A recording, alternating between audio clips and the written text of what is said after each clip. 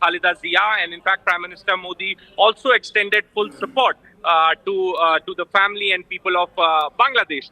So definitely, if it is not pro-India, then it is also not anti-India. It is India neutral. Point number one. Point number two, as far as current situation in Bangladesh is concerned. So definitely, yesterday he spoke about inclusivity. In fact, he said that this country belongs to people from all religion, of all faith. So that is definitely a very welcoming statement from Tariq Rahman. Right, Kamalika, let me just come back to you on that also. Given the political reactions that have been that we've been listening to as well, now some may hope that the return of Tariq Rahman can perhaps bring in some semblance of normalcy back in Dhaka, because what we are seeing right now in Dhaka is complete chaos and lawlessness. What do you think that could happen? See, that is something which is a ray of hope that I will definitely stress on this point. As Siddhant was also pointing out, he has said about, all religion, most of it, or that is one thing which is important. Another thing which he has said, that the youth have to have patience. Now, this is something which is a major point also, which he pointed out, because most of the youth, a section of youths, they are totally going into different way because of certain incitements. They don't have a direction. Now, BNP, we know that yesterday itself, one of the very important leaders of NCP has already joined BNP. Now, that is something which is very important. And after all, if not this neutrality with India, that is also very important. After all, Tariq Rahman is a political person, and he has come after 17 years to Bangladesh. He wants to show that he is reforming. He has reformed things. He will be reforming things. That might be his motto. If that is the motto, then there is a ray of hope. That he spoke about peace, he spoke about inclusivity, and he spoke that the young people should be patient, because most of them, they are anti-Indian. Nobody is saying that, but there is a group which is putting this on their head that they have to be anti-Indians. And not only the India perspective, law and order, and along with that, development of Bangladesh is what their motto should be. And they, even we were talking to some of the minority leaders in Bangladesh, and they were saying that they also hope that Tariq Rahman might change in things, because all the surveys are also saying that if there is an election, then BNP has chances.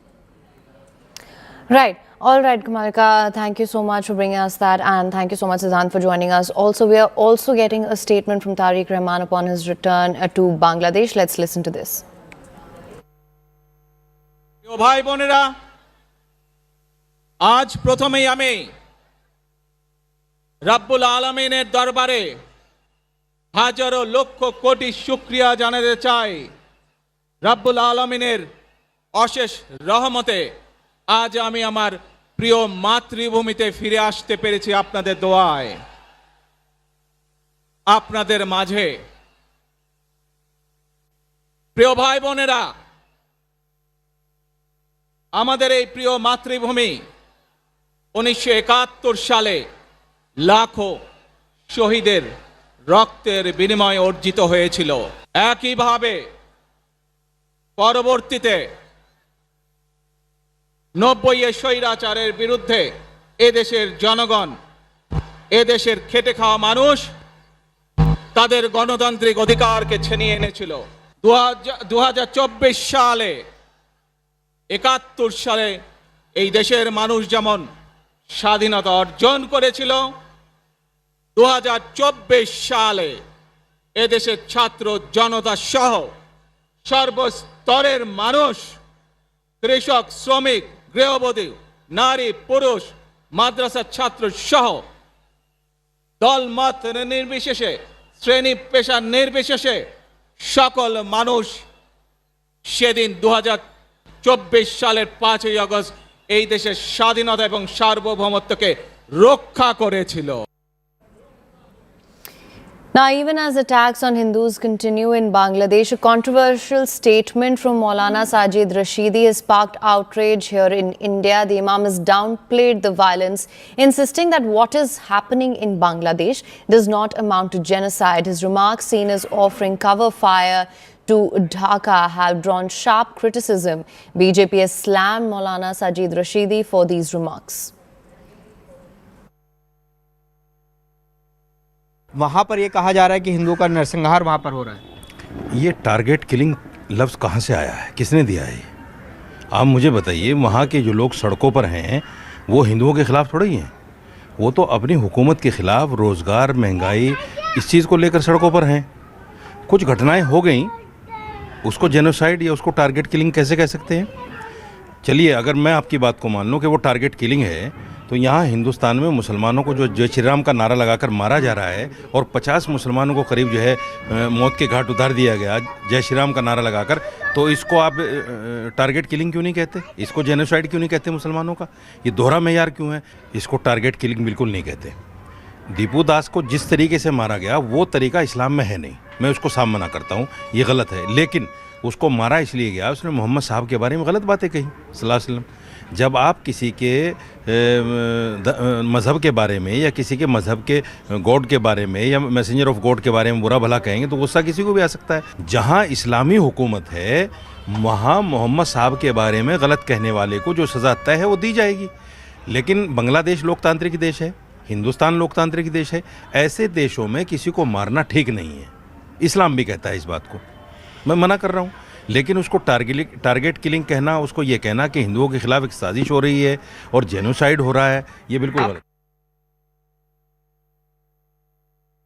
पहले हमने देखा कि दिग्विजय सिंह और राशिद अल्वी कांग्रेस के नेता कैसे Islamic जिहाद की वाइट वॉशिंग और लीपापोती कर रहे थे। कह रहे थे कि दीपू दास का मारा जाना रिएक्शन था, भारत में अल्पसंख्यकों को मारा जाता है इसलिए उसको मारा गया, और उसे जायज़ ठहराकर उसे लेजिटिमाइज कर रहे थे। और अब यही काम साजिद रशीदी नाम के एक भड़काऊ भाईजान ने भी की है। इससे पहले भी उन्होंने कई भड़काऊ बयान दिए हैं, पर अब वो कहते 10-12 हिंदू मारे गए तो कौन सी बड़ी बात है?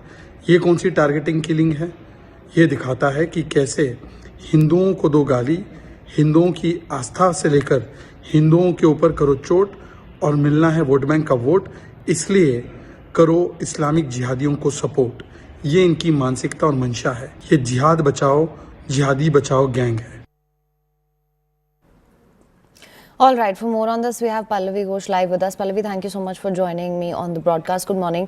Of course, we've heard the statement there by Imam Sajid Rashidi there, or Maulana Sajid Rashidi there. Also, do you think such a sort of statements, especially in light of what we're seeing happening in Bangladesh, just goes to normalize and legitimize the kind of violence that we're seeing? Yes, absolutely. Because, if you look at the Imam's comments, there are two parts to it. One, of course, he talks about the fact that Deepu Chandra Das was killed because he had spoken out against the Prophet. Now, this despite the fact that the family is insisting that he never said anything derogatory against the Prophet, and therefore this angle being found is absolutely incorrect. The Imam prefers to believe only one point of view, and that is what he's talking about, and that is the first justification which is coming in. Second, he's saying that in Bangladesh, if there have been 2 such deaths of Hindus, it cannot be called genocide. He's comparing it to Gaza, but a death is a death. While he is saying that it's not correct to kill anyone in this manner, but the way he is justifying it, him seems to be suggesting that they kind of deserved it. They earned that kind of a death. But what we also noticed since yesterday, the goalposts are being attempted to be changed even by the Bangladeshi media, by the Bangladeshi government as well, where they have dismissed of the 2 deaths as not being against Hindus, but because one of them was an extortionist and second was refusing to quit his job. So the Imam is speaking the same language which Bangladesh is. Right. Well, Pallavi, thank you so much for bringing us the latest on this as well. We'll continue to bring you all the developments on that front also, but we're going to slip into a very short break though. Don't go anywhere. News and updates will continue on the other side.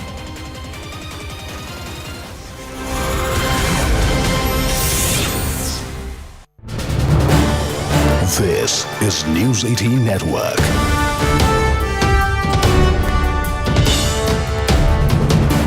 India's largest news network.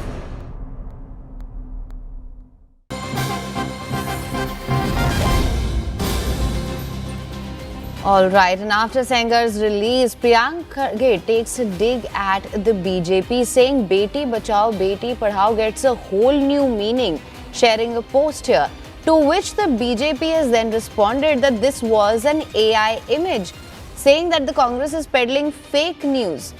After much flack there and after it was rather evident that this is an AI generated image, Priyank Kharge then deleted this post. So on this post, after Sengar's release, which has of course become a huge issue in recent days, politics has broken out over this issue as well. We've been bringing you all the latest updates on that. Priyank Kharge attempts to take a dig at the BJP, sharing an AI-generated image saying Beti Bachao, Beti Padhao gets a whole new meaning, to which the BJP then immediately responded saying that this is an AI image and the Congress is peddling fake news. Now, after much flack which was received on this post, he then deleted this post.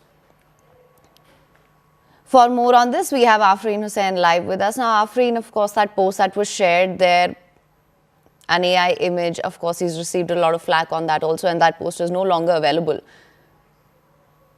Well, absolutely, Haim. You can see at the corner of the image that was posted by Minister Priyank Kharge, there is a symbol that shows that it is an AI-generated image. A lot of fact-checking organizations have also come out and said that this is an AI image because it was widely shared across social media by a lot of users. It had gone viral. This particular image shows BJP MLA Kuldeep Singh coming out of the Tihar jail, being garlanded after he's exited the jail in the rape case. So this is something that has now been deleted by the minister after he's received a lot of flack. Even on the comments in the tweet, many of the users made it very, very clear that this is an AI-generated image, and it has been going viral on social media, like I already mentioned. After all the flack, the minister now seems to have deleted the tweet. Now, really, Afreen, of course, we can't help but wonder if he was perhaps not aware, didn't really see what the image was, didn't actually take the time to fact check whether this happened or not, because it's really unfortunate. The Unnao rape case, this has, of course, garnered renewed attention in light of the suspension of the life sentence. And this is a really important issue that we've been tracking, and we've been bringing all the developments for our viewers also. And then we see a frivolous post like that really just takes away from the gravity of this entire issue, doesn't it?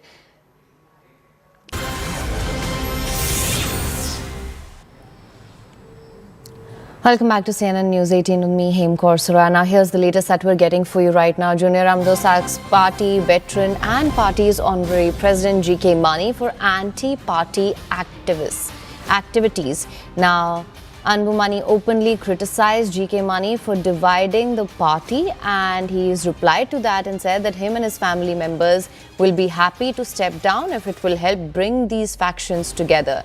Today has been sacked from the party, and this comes at a time when Senior Ramdas faction a warning of legal action if the alliance talks are held. For more on this, we have Mugilan with us. Thank you so much for joining us. What can you, if you could just spell out for our viewers what we're really seeing happening here? In Tamil Nadu, when all the political parties are busy in stitching alliance, now we are seeing in PMK where the fight between father and son winding up in Tamil Nadu. In PMK, now we are seeing the Anbumani faction have sacked party's veteran leader and honorary president G.K. Mani, and Anbumani Ramdas continue to claim that he is the president of the party PMK, and even the election commission have recognized him as the president. On the other hand, now we are seeing the senior Ramadas also claiming that he is the party president, and all the alliance talks and all the party related matters should be consulted with him, and his decision will be final. With that being the situation, now we are seeing a senior party leader G.K. Mani being sacked by the Anbumani's faction, and more importantly, today there was a circular that was issued in all the newspapers stating that if any alliance talks by any political party is held with the Anbumani Ramdas, they have to face legal consequences. So now we are seeing both the factions are not relenting. They are fighting that they are the original PMK, and they have the rights to take any decision regarding the elections and the alliance. All right, thank you so much for bringing us the latest on this. And with that, we're going to slip into a very short break, but don't go anywhere. News and updates will continue on the other side, so stay tuned.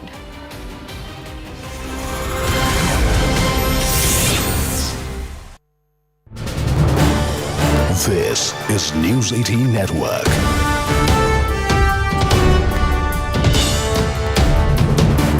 India's largest news network.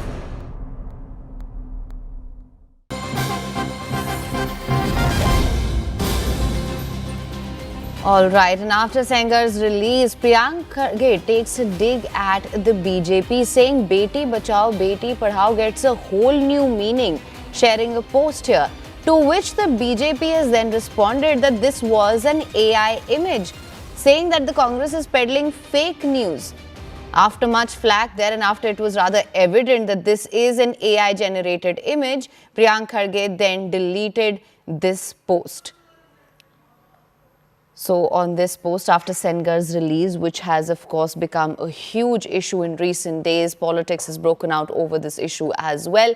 We've been bringing you all the latest updates on that. Priyank Kharge attempts to take a dig at the BJP, sharing an AI-generated image, saying Beti Bachao, Beti Padhao gets a whole new meaning, to which the BJP then immediately responded saying that this is an AI image and the Congress is peddling fake news.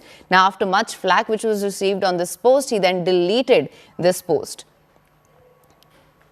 For more on this, we have Afreen Hussain live with us. Now, Afreen, of course, that post that was shared there, an AI image, of course, he's received a lot of flack on that also, and that post is no longer available. Well, absolutely, Him. You can see at the corner of the image that was posted by Minister Priyank Kharge, there is a symbol that shows that it is an AI-generated image. A lot of fact-checking organizations have also come out and said that this is an AI image because it was widely shared across social media by a lot of users. It had gone viral. This particular image shows BJP MLA Kuldeep Singh coming out of the Tihar jail, being garlanded after he's exited the jail in the rape case. So this is something that has now been deleted by the minister after he's received a lot of flack. Even on the comments in the tweet, many of the users made it very, very clear that this is an AI-generated image, and it has been going viral on social media, like I already mentioned. After all the flack, the minister now seems to have deleted the tweet. Now, really, Afreen, of course, we can't help but wonder if he was perhaps not aware, didn't really see what the image was, didn't actually take the time to fact check whether this happened or not, because it's really unfortunate. The Unnao rape case, this has, of course, garnered renewed attention in light of the suspension of the life sentence. And this is a really important issue that we've been tracking, and we've been bringing all the developments for our viewers also. And then we see a frivolous post like that really just takes away from the gravity of this entire issue, doesn't it? All right, for more on this, we also are now being joined by Ashok Gaura. Thank you so much for joining me on the broadcast this morning. Good morning. Of course, this post that was shared, which is an AI-generated image, like I was saying, really takes away from the gravity and the intensity of this issue, and which it deserves as well. Absolutely, yes. Same Priyanka Kharge is a minister in the government which passed a fake bill, fake news spreading. There is a bill which was passed in the last assembly, and as well as a bill which was passed as like hate bill. In both the cases, Priyanka Kharge manages a team which looks after the news which is fake, and per month they pay almost.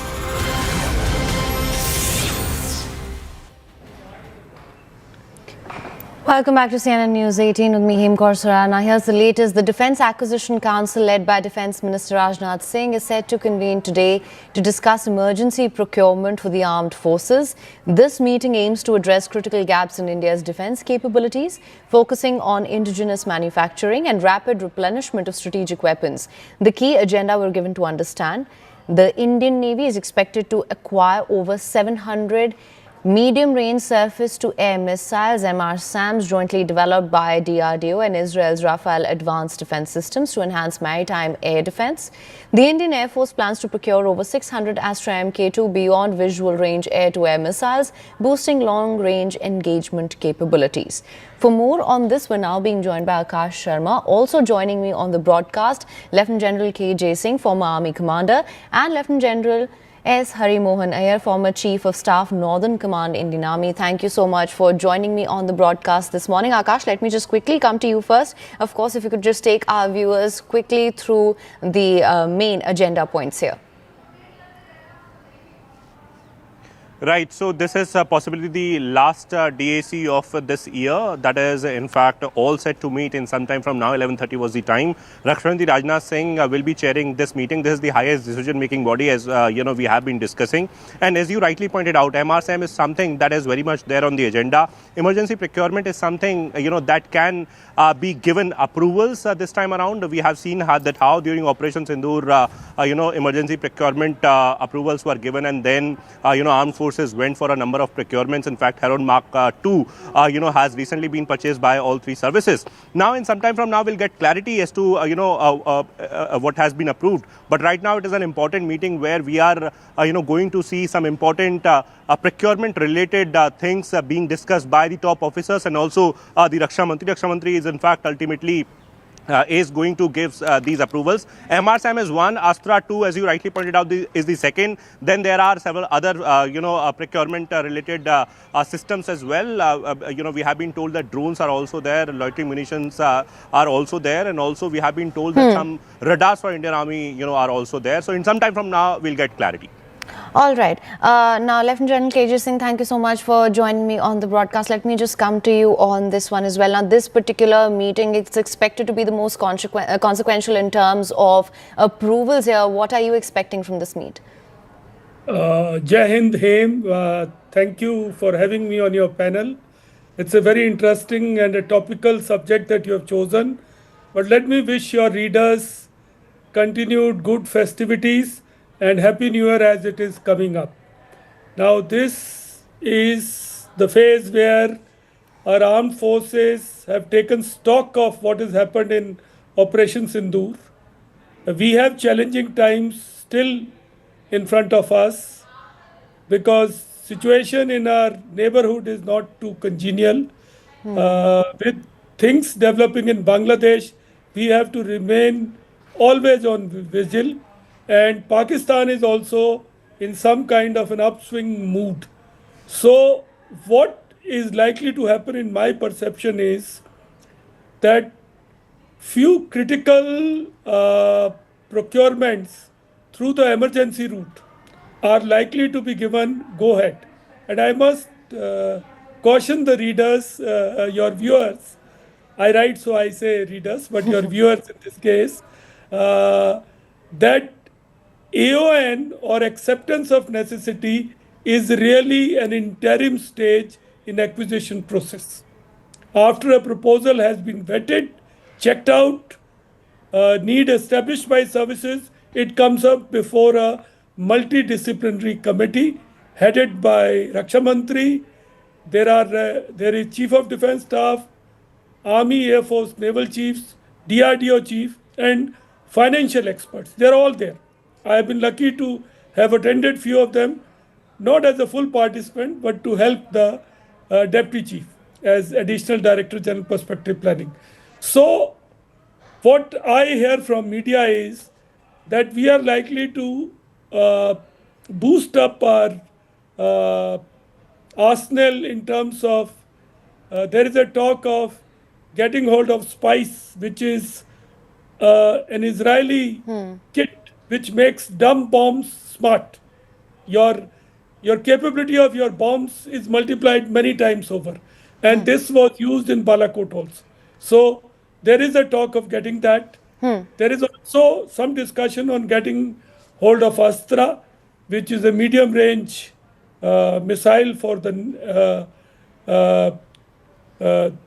procuring that, and some acquisitions taking place for Navy and Army. Right. All in all, it will be a year-end kind of a review, picking up, and it is before the budget, which will come next year. So probably financial things have been taken care of, and then it is hoped that we'll get them fast because many of them are coming through government to government route. So depending on their production, and Israel is a very reliable partner. So I hope it comes in good time. to boost up our arsenal. So, Hem, we're looking forward to this meeting, and maybe you want to hear General Ayer's views on this also. Absolutely. Now, Lieutenant General, let me just come to you on that. Also, of course, we are likely to see some fast track on several procurement proposals as well. What's your assessment, sir? Good morning, and thank you for having me on the show. It's always a pleasure to be on the show with a luminous personality like the Army Commander, General KJ Singh. Having said that, firstly, you must understand, like General KJ brought out, EP or emergency procurements are those kind of procurements that are need to fill in gaps. So, Sindoor definitely has shown us certain areas where we need to go fast track. And there will be cases where certain amount of technology is moving very fast. So if we don't harness them now, the technology will get superseded, and by the time we get that particular item, the technology would have moved on. So therefore, these are two issues which one takes in mind before we look at an emergency procurement. And this DAC, as I look at it, is going to be primarily based on EP. Most of the cases or big ticket proposals which are going to come up are those which are going to be fast tracked. I saw a news article today morning on one of the newspapers saying that our ammunition holding has actually been at very high levels. It's almost 91%. And what we now need is possibly precision guided ammunitions, and that is one thing which I feel will come through in these kind of meetings. So SPICE, like General KJ brought out, is going to be one of the things which I look forward to being put out, because SPICE will definitely increase or improve our capabilities of those aircrafts which do not currently have precision capabilities, So the Mirage 2000s and all with additional SPICE kits become a very versatile weapon platform.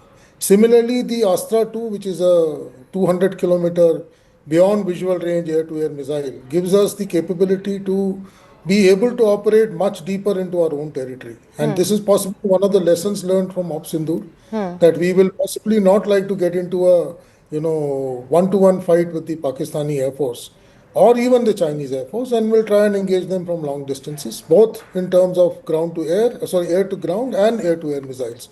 So these two things I'm very sure are going to be there. I'm also expecting some move on loitering ammunitions, because they were a very huge success during Sindoor. And a lot of talk about more variety of loitering ammunition. Large number of Indian concerns are trying to show interest. In fact, I am now a professor of practice with IIT Madras, and we are also working on some startups and industries who are interested in these kind of weapon systems. So therefore, I am expecting some move on loitering munitions, and they can thereafter be taken up in normal procurement once the initial flow comes in.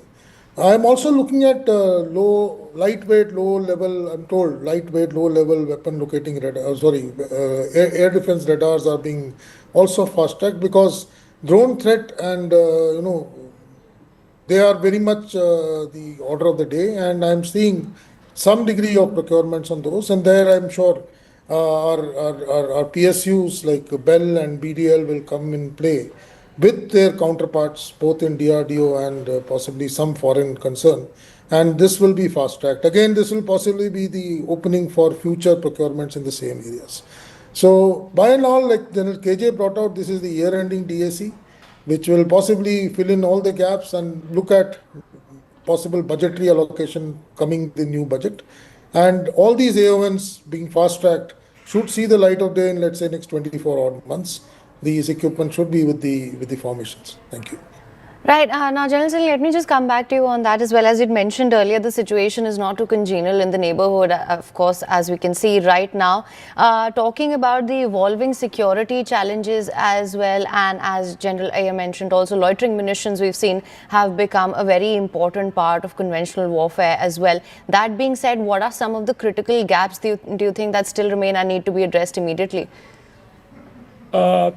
I'll come to that, but let me take a little digression. Let me inform your viewers that we have today a great synergy developing between academia and defense manufacturers and the users, the defense forces. So General Ayer, who's with IIT Madras, They've set up a full department which is working on hypersonic ammunitions and large drones. And I know of 3 of my colleagues who are there. So it's viewers, it's a great synergy building up in our country. And if you have any inputs, do join this mission. So let me come back to Haim's question. Now, there are weaknesses, and many of them we should not talk uh, because, firstly, I am not aware of too many of them because it's kept as a closely guarded secret. But what I can assess is, and this is where I'll thank General Iyer who's flagged this, that our ammunition holding is good. Our inventory has been boosted up before Operation Sindoor and after that through emergency procurements. So as a user, as a soldier, what am I looking for? I am looking for always more drones and counter drone system. This is a new paradigm in warfare. I am also looking for better surveillance means because if I am forewarned, I am forearmed. So I need to have better and better surveillance capabilities given to me. In this DSC, there doesn't seem to be big ticket talk like going for third aircraft carrier or submarines because those are long-term projects and they've been already discussed and work is on. Not even next generation, combat platforms for tanks and such like things. But this is a lesson which has come from Ukrainian war, that you do not have to have huge big platforms to score success. If you get hold of commanding heights of technology and weapons, you can deliver lethal blows, like our BrahMos did it during the Operation Sindoor, like Hammer and Spice and some of our drones achieved those results. So we are looking for boosting these capabilities because after all, it's not our aim to get into fight with anybody, but it is our aim to deter the others. And when we acquire such capabilities, the message goes across. The other side knows that the deterrence is in place. So I am looking at it from that angle, and it's a great time to have this DSE, and I hope our proposals get cleared in fast time, and then whatever is intended to be acquired is also provisioned in good time for our forces. All right.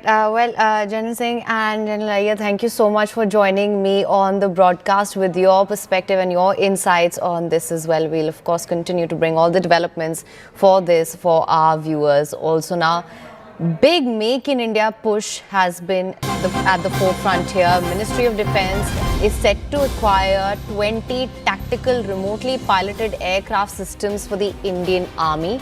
The UAVs will support day-night missions in strong winds, rain and complex terrain across India's varied environments. So this is the latest that we're getting right now. Of course, there is a major focus on Make in India. The Ministry of Defence, we're given to understand, is set to acquire 20 tactical remotely piloted aircraft systems for Indian Army. These UAVs will support day-night missions in strong winds, rain, complex terrains across India's varied environments. For more on this, we have Akash with us. Akash, what can you tell us? Right, so these 20 RPAs will be acquired by Indian Army, and in fact an RFI has been issued by Ministry of Defence, and there will be a division of 10 by 10 where 10 of these RPAs will be used in plains and 10 in the high altitude areas. We know that how in the areas like Ladakh, Arunachal Pradesh, we have high altitude terrain where our Jawans are deployed, where we have adversaries on the other side of the boundary, and that's why right now we are seeing this RFI where this is something that Ministry of Defence is planning to acquire from the Make in India scheme, and we have been told that there are specific demands from the companies or from the vendors who are going to participate in it. we have been told that weaponized capability is something that Ministry of Defence is looking for, and they want a platform that can carry minimum 200 kg of payload. Also, air-to-air ground precision weapon and guided bombs and loitering munition is something that Ministry of Defence is looking forward to. These 20 RPAs will, of course, be going to Indian Army, and it has been categorically mentioned that these UAVs should support day and night missions and should be, in fact, can be operated in, the wind, strong winds, and in fact, the rain and the complex terrain. So it is something that the Ministry of Defence is set to acquire. They are planning to acquire. We will be seeing the biddings. We will be seeing the players participating, as far as the interests are concerned. We'll be seeing trials very soon. And in January or February, we are expecting that some sort of field trials will happen, and then the Indian Army will be getting these 20 RPAs. Haim. All right, Akash, thank you so much for bringing us the latest on that. Let's shift our focus now, viewers. Doctors have gone on mass leave following a dispute between Dr. Raghav of Shimla's IGMC and a patient there, which severely has impacted healthcare services in the region. OPD services have been disrupted. Counters are not issuing patient slips, and OPD rooms remain locked, we're given to understand. Patients who have travelled from remote areas, they are forced to return without any treatment, and this is the latest that we're getting right now. So their doctors have gone on mass leave in Shimla following a dispute between a doctor and a patient in Shimla's IGMC, severely impacting healthcare services there. Now, just for the benefit of our viewers, let me give you a brief background here. Now, this happened after a doctor's video of being involved in a physical altercation with a patient went viral on social media. It led to massive outrage which followed as well. The doctor allegedly assaulted a patient at the IGMC in Shimla, triggering protests after the video of this incident surfaced on social media.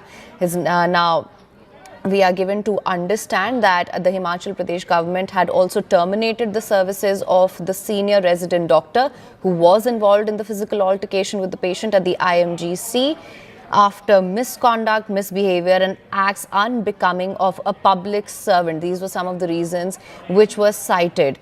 Now, for more on this, we have with us Arun Hanta. Arun, thank you so much for joining us. Of course, their doctors out on mass leave. It's severely impacting healthcare operations, healthcare services there in Shimla, we're seeing. Now, these acts now are undefensible completely, yet we're seeing the kind of outrage that we are. What can you tell us?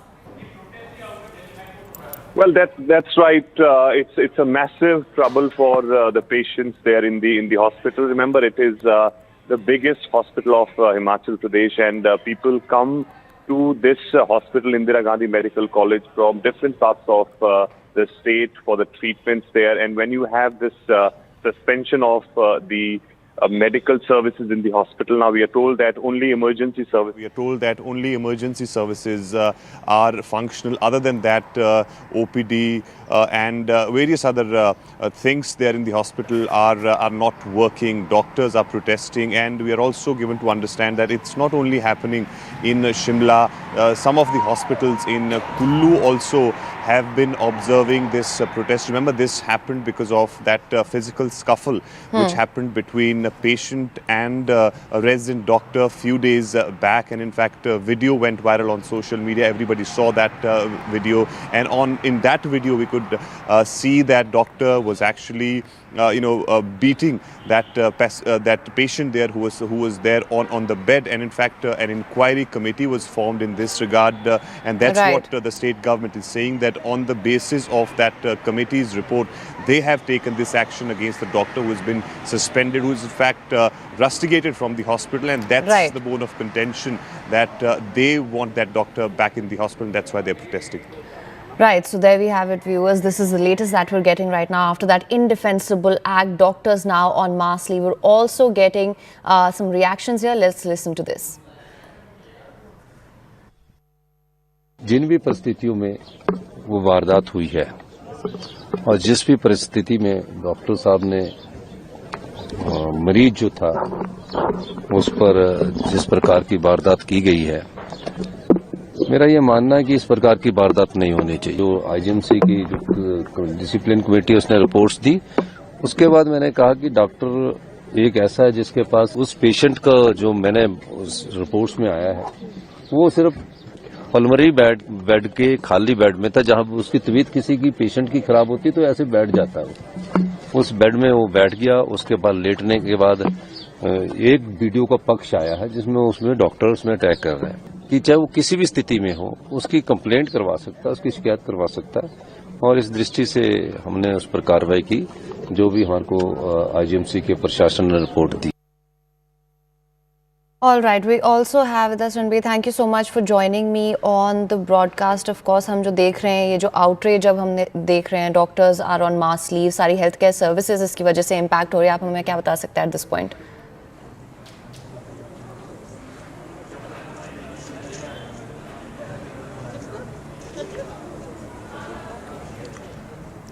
Ranbir, आप मेरे को सुन सकते हैं?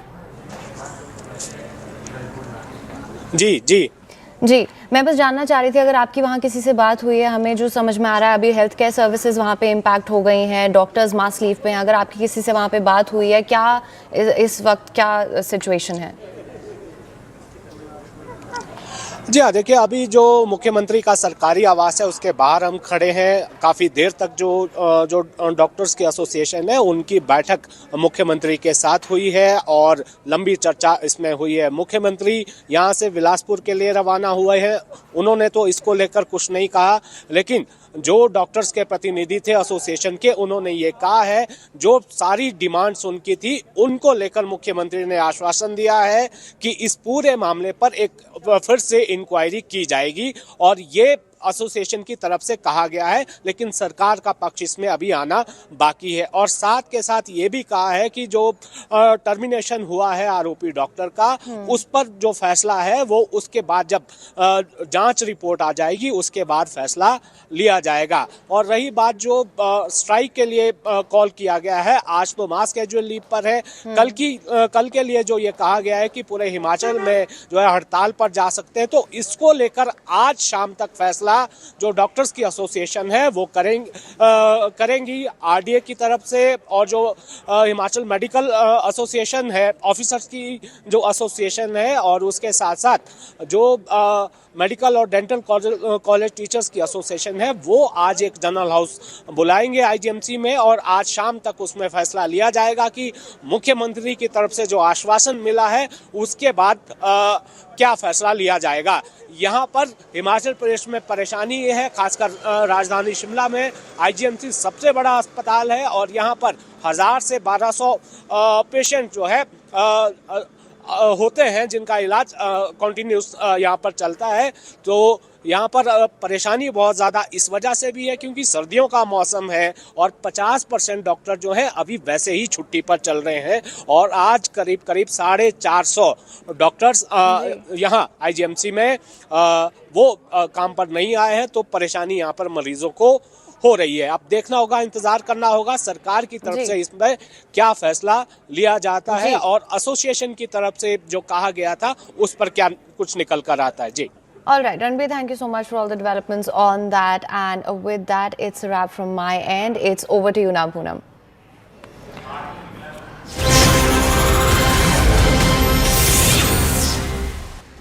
Good afternoon, hello and welcome. You're watching CNN News 18 with me, Poonam Burde. Let's get you started on this edition with the headlines. No end to Islamist free run in Bangladesh. Yet another Hindu man accused of extortion beaten to death. Hasina blames Yunus administration.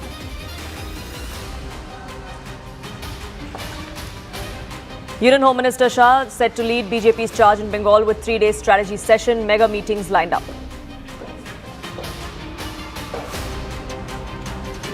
Andhra government's move to allow Ayurvedic doctors to conduct surgery irks the Indian Medical Association. Body says the line between modern medicine and Ayurveda will be blurred.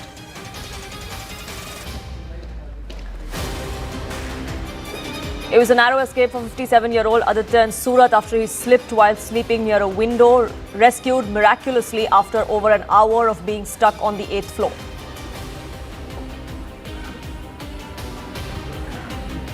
20-year-old Indian student Shivank Avasthi was shot dead near the University of Toronto. Investigation is underway.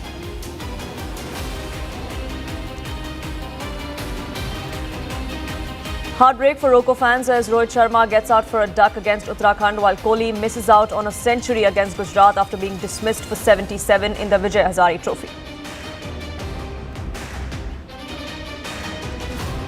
Shocking pictures capture brats bursting firecrackers and firing rockets from their moving car in Hyderabad poses a risk to commuters on the expressway. Cops swing into action after video goes viral. All occupants of the car nabbed.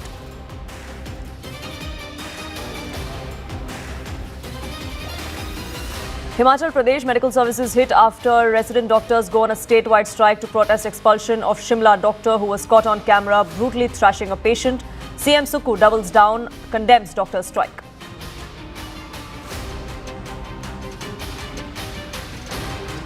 After nationwide outrage over wanton bigotry and assault on minorities on Christmas, cops start cracking down on fringe loons. VHP workers arrested in Assam for disrupting Christmas festivities, while 3 persons detained for harassing a Kashmiri shawl seller in Uttarakhand.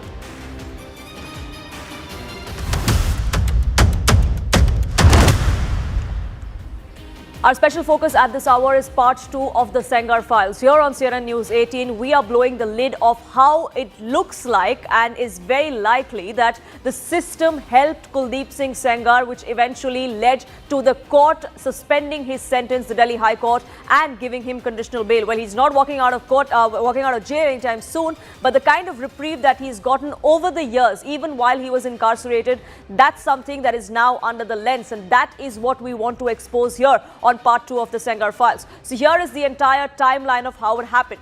Between 2023 and 2024, this convicted rapist and former Uttar Pradesh MLA Kuldeep Singh Sengar walked out of jail 4 times. 4 times out on bail in just 3 years. This is despite consistent objections from both the victim in this case, the rape survivor, and the CBI, which was the probe agency.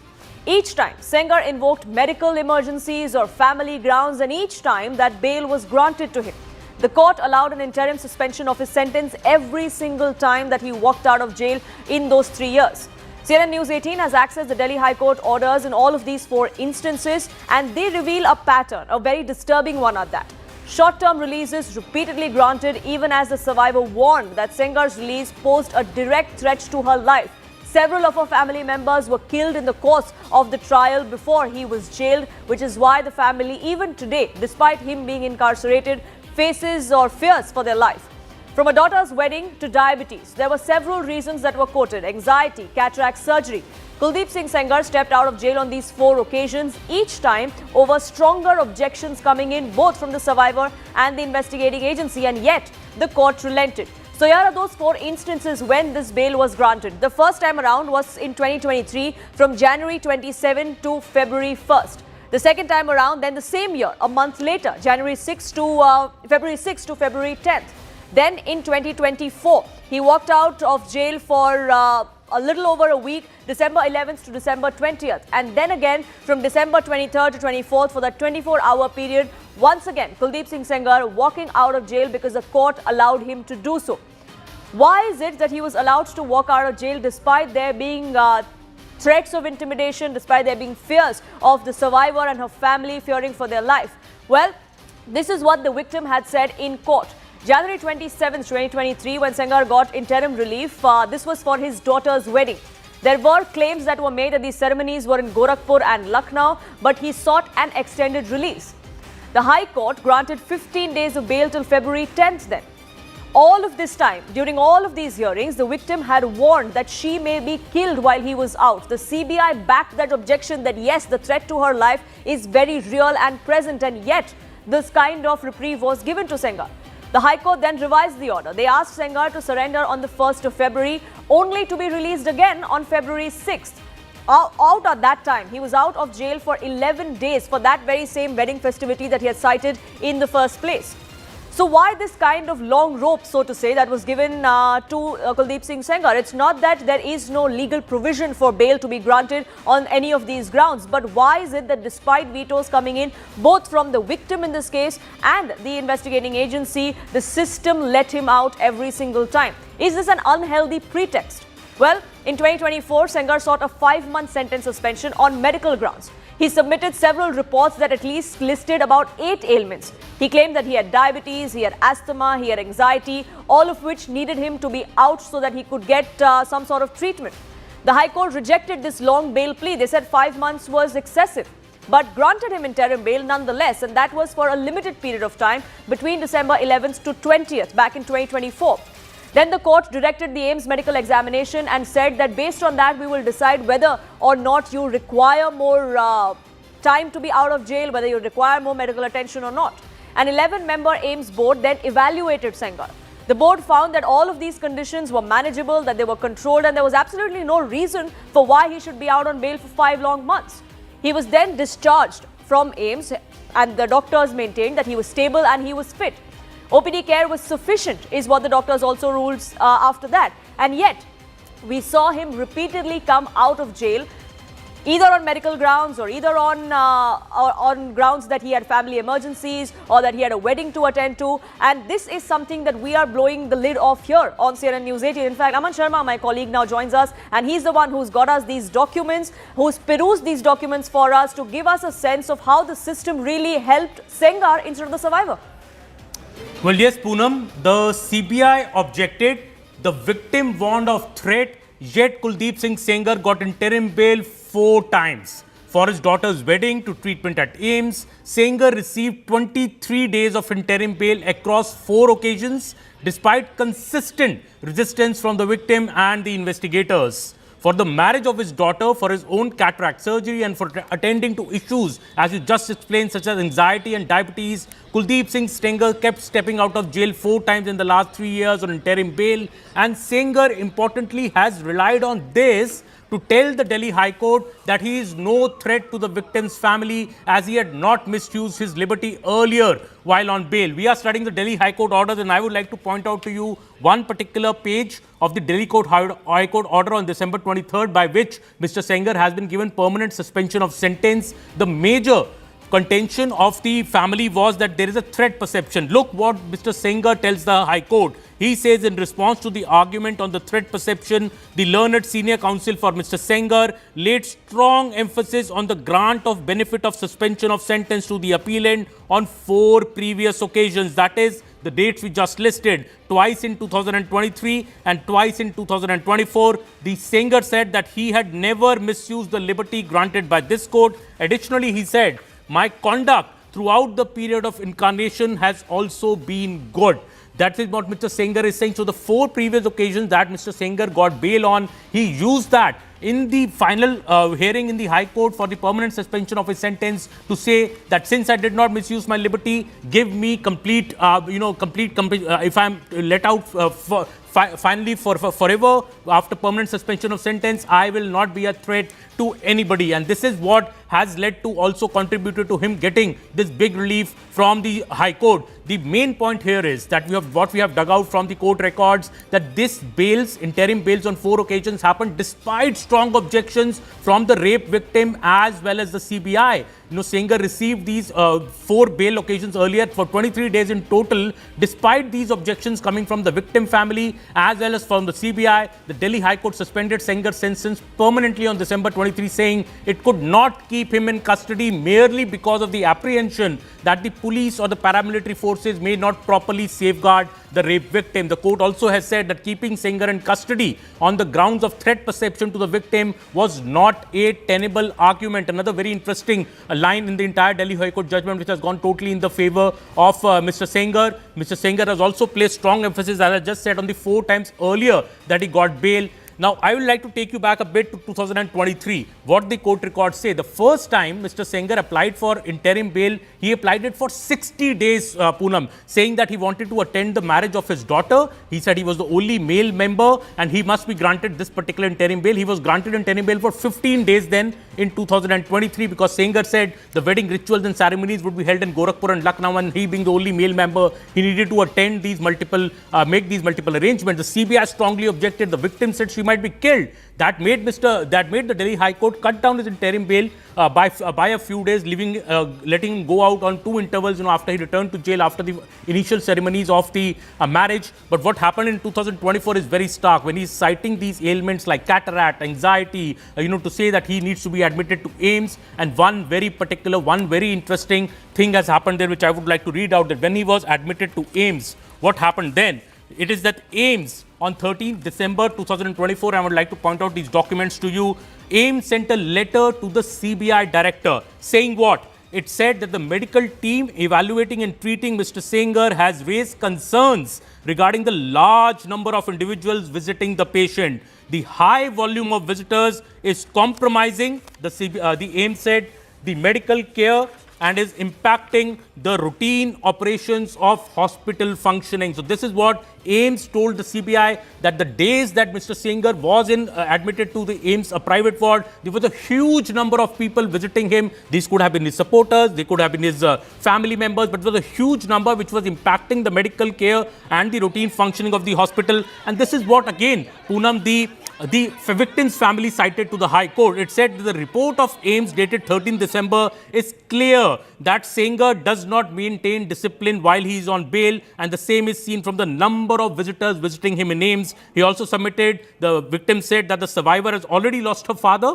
and the appellant poses a threat to the survivor and her family. This raises big questions, Poonam, that despite this threat being there to the victim, despite this being flagged both by the victim as well as by the CBI, how was Mr. Sengar getting these repeated interim bails from the High Court, and how he used these 4 interim bails that he got to ultimately make a case before the Delhi High Court in the judgment of December 23rd that he posed no threat to the victim, and the Delhi High Court said it is not proper to hold Mr. Sengar in jail just because there is a threat perception, because the police has to do its job. Absolutely, and in fact, the kind of outrage that we're seeing after that Delhi High Court order is out on streets for everyone to see now as well. These are protests, in fact, that are outside the Delhi High Court, where protests are happening because this is travesty of justice. Well, Sengar is not going to be walking out anytime soon out of jail, but the fact is that he has been given this reprieve. There is conditional bail. His sentence has been suspended. So if he were to use any of these antiques again, Aman, then he could totally do that, because he's done this at least 4 times in just 1 year between 2023 and 2024. What's to stop him from doing this again?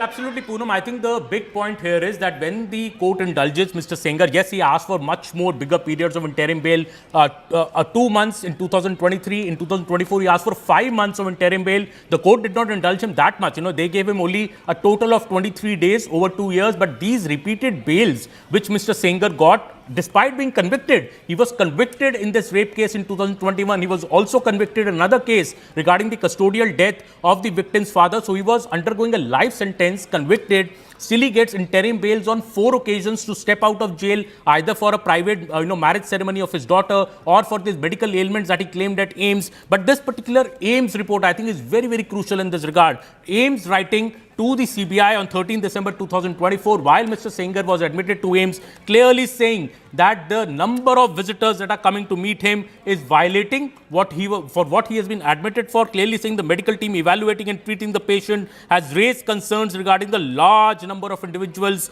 visiting the patient. This high volume of visitors is compromising the medical care of the patient as well as compromising the hospital functioning. Did the court take cognizance of it? We don't know, because the court again granted him bail for 2 days to undergo a cataract surgery, to which also the victim had very vehemently protested to.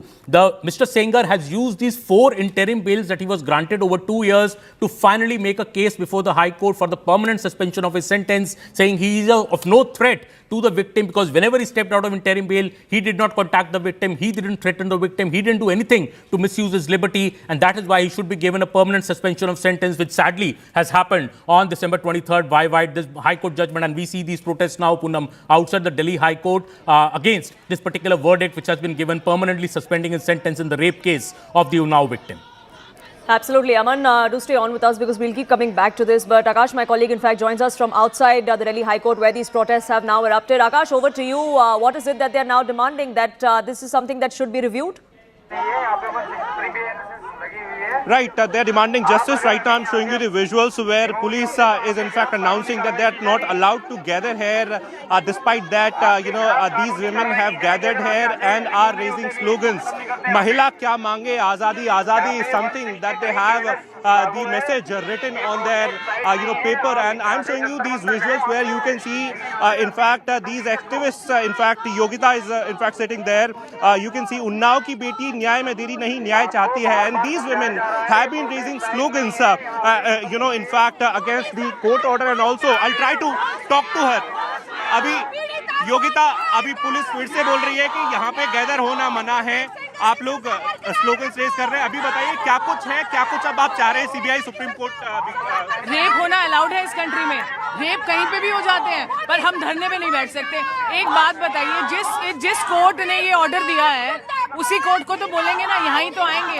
हम तो बस चाह रहे हैं कि हमारी आवाज यहाँ तक पहुँचे कि इन्होंने जो गलत किया है इस बच्चे के साथ उसको वापस लिया जाए, रिलीज किया जाए. अभी हमने देखा कि CBI has also gone to Supreme Court. They are claiming कि उन्होंने तो पहले भी जब हाई कोर्ट में सुनवाई चल रही थी उन्होंने तब भी कहे कि अगेंस्ट में थे वो इसके. आपको लगता है सही टाइम पे सही कदम लिया है कहीं सीबीआई ने?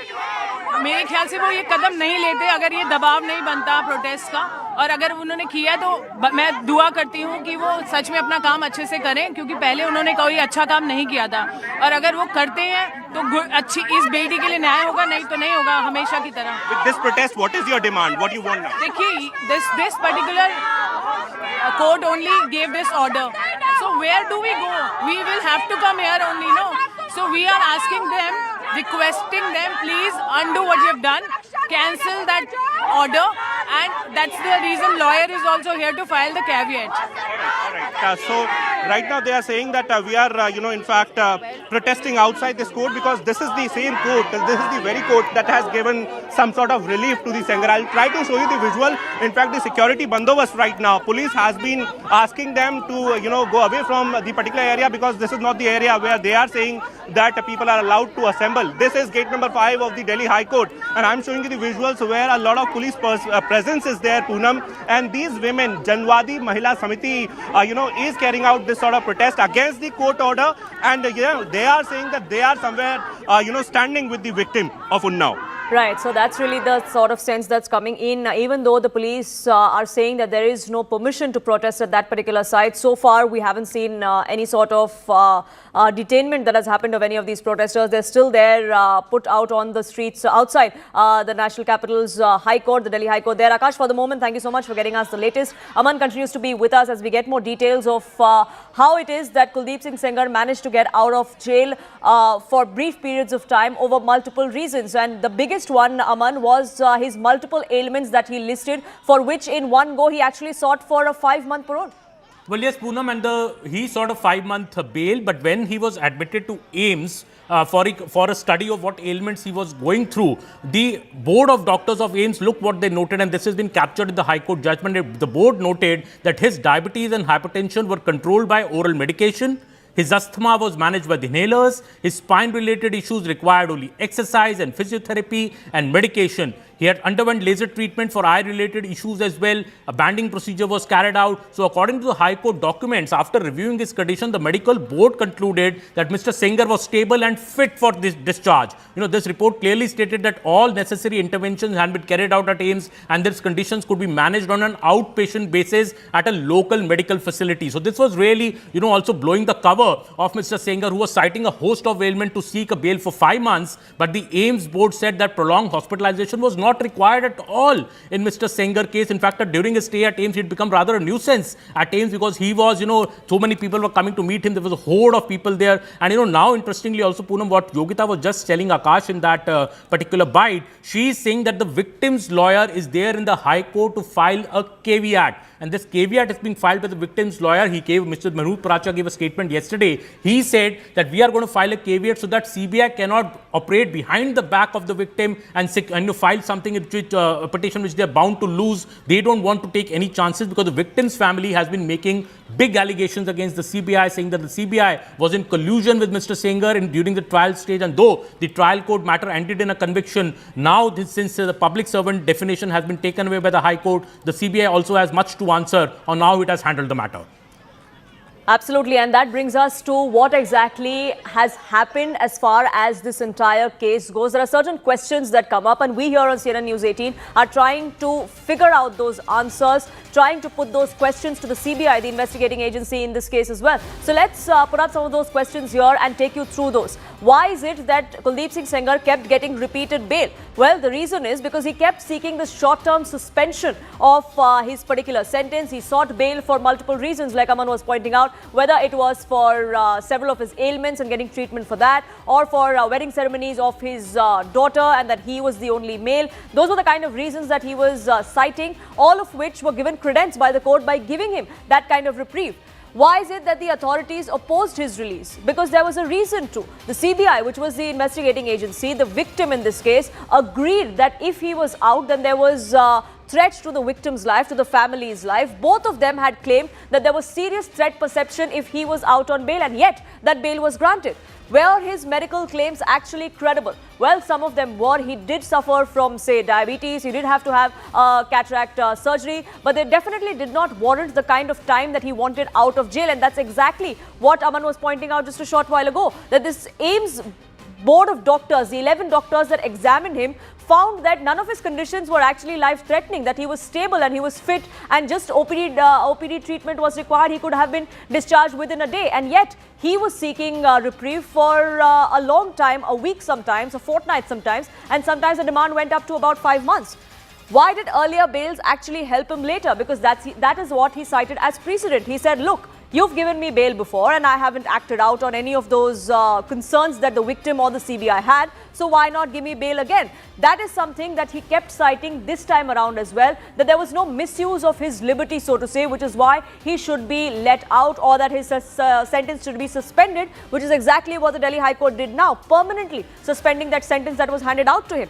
Why was the sentence finally suspended? Because he said, you have precedent that I haven't acted out, and clearly the investigating agency in this case, which is the CBI, probably could not counter that effectively, which is why the court once again saw merit in what his lawyers were saying, and which is why Kuldeep Singh Sengar's bail was granted, a conditional bail at that, and his sentence was permanently suspended. The police failure, the fears of threat intimidation or this threat perception, they could not be justified in court by the prosecution, which is why this suspension of sentence finally happened. So the CBI in this case has some answering to do, even though they have made it very clear that it is them who got this conviction in the first place, and they at every step of the way have tried to ensure that they deliver justice to the victim's family, to the victim herself, which is why they've now filed an appeal too. But that is something that we're given to understand now is problematic. That is something that has created outrage here. And we here on CNN News 18 have been trying to speak to all of those stakeholders who are answerable. Women and Child Development Minister is one of them. Why is it that so far, for 5 days, for 7 days since the verdict came out, why is it that there has been complete silence from all of these stakeholders? Finally today, we've been able to get in a word from Annapurna Devi, the Women and Child Development Minister. She has now come out and told my colleague that she first has to look at the order, and that it's a court order, which means they can't really do much, but they will stand with the victim, is an assurance that has come in from the minister concerned.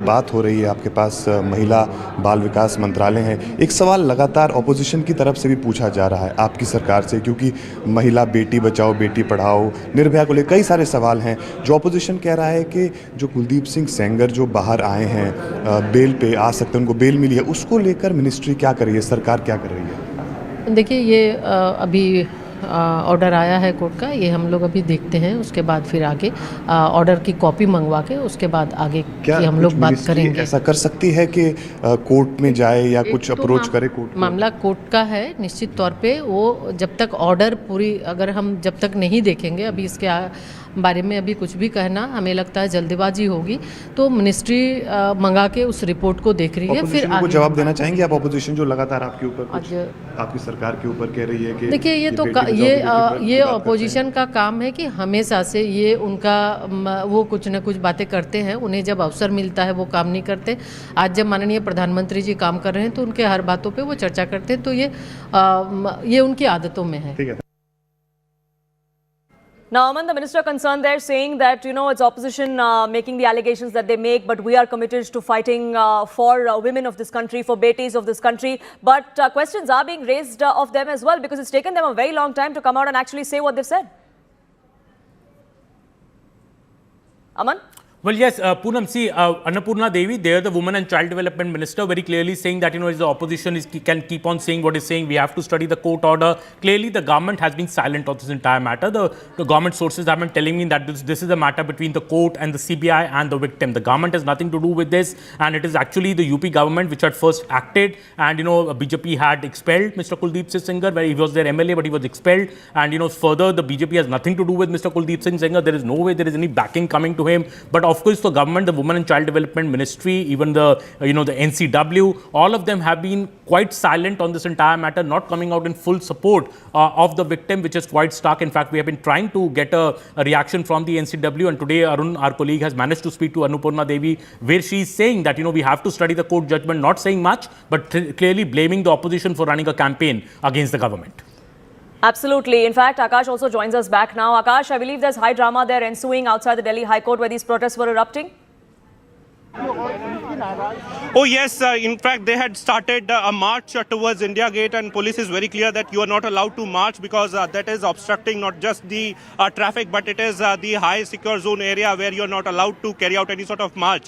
We are seeing that police has somewhere stopped their march, and right now I'm showing you these visuals where these protesters are somewhere talking to the police. We are in fact seeing the women police trying to convince them that march is not allowed, and you are requested to just call off your protest from here because this is a place where this protest is not allowed. I'm showing you these visuals where these protesters, in fact the women activists, are raising slogans against the Bharatiya Janata Party government, against the agencies, and also they are saying that they are not very happy with the court order, and that's why they are forced to protest here because women in this country are not very safe. Rajesh Bharadwaj is showing you the shots, and in fact we can see in fact the police vehicle wherein sometime from now we can expect detention because police has been warning them that the protest is not allowed, march is not allowed, and these are the visuals. They have got the placards, they have got their demands, and in fact they are raising slogans. These are around 50 to 60 women protesters who are protesting against the court order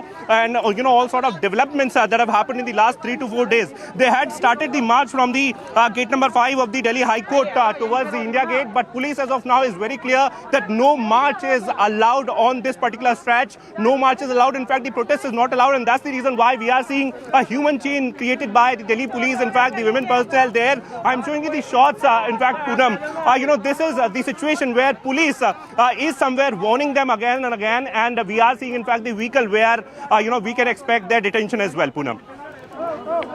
Right, so high drama there outside the Delhi High Court. The chorus for justice is only growing louder. We'll keep a track of what happens here, posing those uncomfortable questions, as uncomfortable as they may be to all the stakeholders in this case. But for the moment, Akash and Aman, thank you so much for getting us the latest on that front. Our focus here on the Sengar files on CNN News 18 will continue. But for now, it is time for a quick break. Do stay on with us because news and updates will continue here.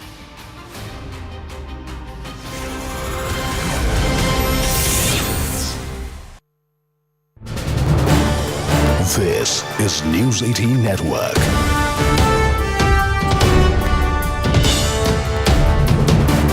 India's largest news network. Following a dispute between Dr.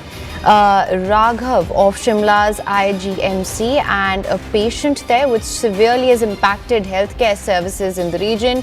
OPD services have been disrupted. Counters are not issuing patient slips, and OPD rooms remain locked, we're given to understand. Patients who have travelled from remote areas, they are forced to return without any treatment. And this is the latest that we're getting right now. So their doctors have gone on mass leave in Shimla following a dispute between a doctor and a patient in Shimla's IGMC, severely impacting healthcare services there. Now, just for the benefit of our viewers, let me give you a brief background here. Now, this happened after a doctor's video of being involved in a physical altercation with a patient went viral on social media. It led to massive outrage which followed as well. The doctor allegedly assaulted a patient at the IGMC in Shimla, triggering protests after the video of this incident surfaced on social media.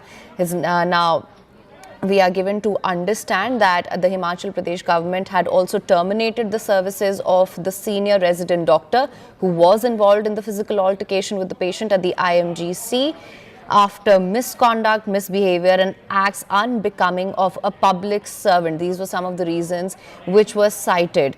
Now, for more on this, we have with us Arun Hanta. Arun, thank you so much for joining us. Of course, their doctors out on mass leave with severely impacting healthcare operations, healthcare services there in Shimla, we're seeing. Now, these acts now are undefensible completely, yet we're seeing the kind of outrage that we are. What can you tell us?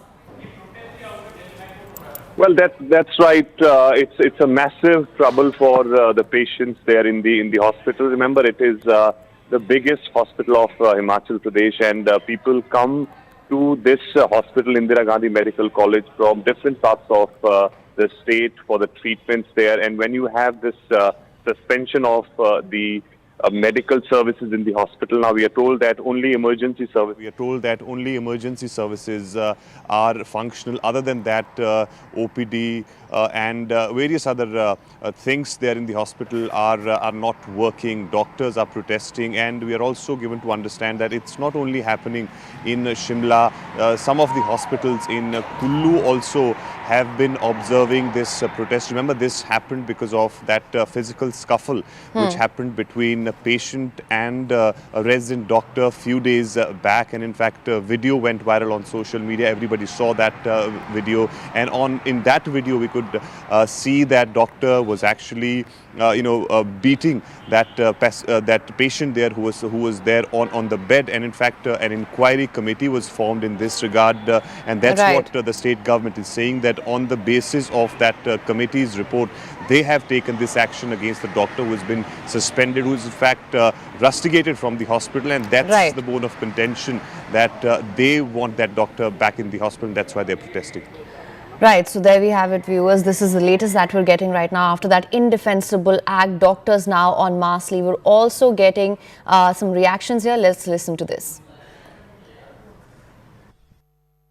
जिन भी परिस्थितियों में वो वारदात हुई है और जिस भी परिस्थिति में डॉक्टर साहब ने मरीज जो था उस पर जिस प्रकार की वारदात की गई है, मेरा ये मानना है कि इस प्रकार की वारदात नहीं होनी चाहिए। जो आईजीएमसी की जो डिसिप्लिन कमेटी उसने रिपोर्ट्स दी, उसके बाद मैंने कहा कि डॉक्टर एक ऐसा है जिसके पास उस पेशेंट का जो मैंने उस रिपोर्ट्स में आया है वो सिर्फ पल्मोनरी बेड के खाली बेड में था जहां उसकी तबीयत किसी। Thank you so much for staying with us here on CNN News 18. We now have some breaking news that's coming in. This is to do with Bangladesh and the selective silence that we're seeing here in India. Celebrities, several of them like Janhvi Kapoor, Manoj Joshi, have come out and called out the hypocrisy of their colleagues within the film fraternity over the anti-Hindu violence that we're seeing in Bangladesh. Manoj Joshi has called out the entertainment industry's hypocrisy as he slammed this selective silence on violence against Hindus. Kajal Agarwal, Janhvi Kapoor, Jayaprada also called out and condemned what had happened to Deepu Chandra Das and the barbaric deaths that he faced in Bangladesh. Now Manoj Joshi too coming out and not just condemning the violence and the persecution of minorities that we're seeing in Bangladesh, but also questioning why his colleagues within the film fraternity are not speaking up for these Hindu lives that have been claimed in Bangladesh, as we're seeing a free run for Islamists. Janhvi Kapoor in fact put out this particular post on Instagram where she is now being lauded by several on social media as well for the stance that she has taken, urging others within Bollywood to take that stance as well. Hey, my colleague now joins us, getting us more details on this. You do have that post of Janhvi Kapoor, if you could take our viewers through that.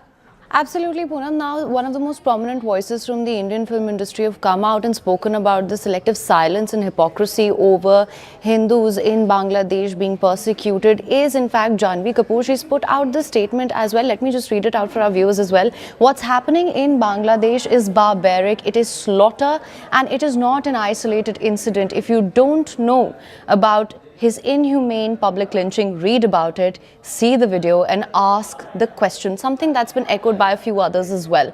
And if despite all of this you feel no rage, then it is exactly this kind of hypocrisy that will destroy us before we know it. We will continue to cry about things halfway across the globe while our own brothers and sisters are burnt to death. Communal discrimination and extremism in any and every form, whether we are the victims or the perpetrators, needs to be called out and condemned before we forget our humanity. We are pawns that believe we reside on either side of an invisible line. Recognize this. Now, so here, Janhvi Kapoor clearly talking about the selective silence when it comes to what we're seeing happen in Bangladesh. Of course, we've seen in the aftermath the fallout of what happened with Deepu Chandra Das, where he was lynched publicly over false allegations of blasphemy and then burnt.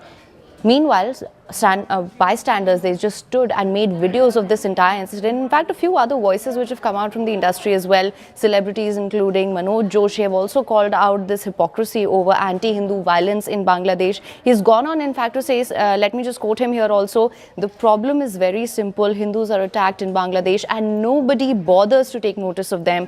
But when something like that happens in Gaza or Palestine, everyone takes notice of it. Exactly what Janhvi has echoed in her statement also, that we will continue to cry about things halfway across the globe while our own brothers and sisters are burned to death. So here, some of the celebrities are finally coming out and asking people to take note of what is happening, watch that video, and to ask questions and to, of course, amplify voices and start a dialogue on this perhaps.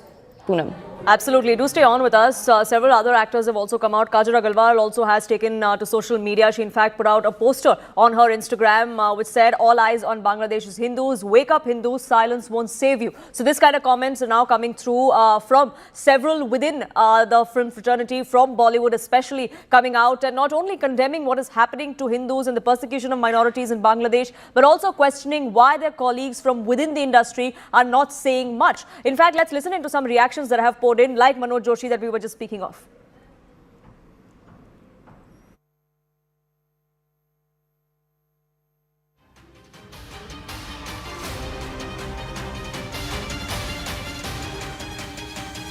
निश्चित रूप से देखो, ऐसा है कि Gaza या फिलिस्तीन में होता है तो सब लोग बाहर आते हैं, लेकिन जब बांग्लादेश में एक निष्पाप हिंदू को मारा जाता है तब कोई बाहर नहीं आता। ये बड़ी दुख की बात है, बहुत दुख की बात है। बट मुझे ऐसा लगता है कि समय ही इसका जवाब देगा, ऐसा मुझे लगता है।